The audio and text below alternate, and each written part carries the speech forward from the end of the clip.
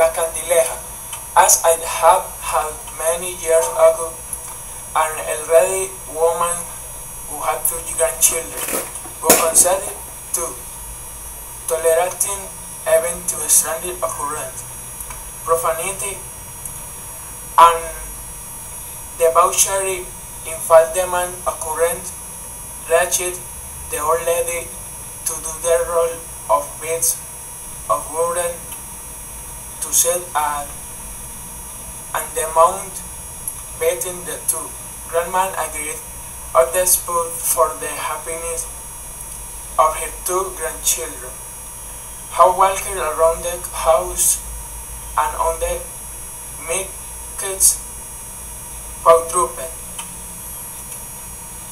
When he did the of San Pedro protests the lack of rigidity in the education of the two boats and the sentences her for purger de funice in the world three flared candle, you man, the boy, the body of the old woman and the two grandchildren.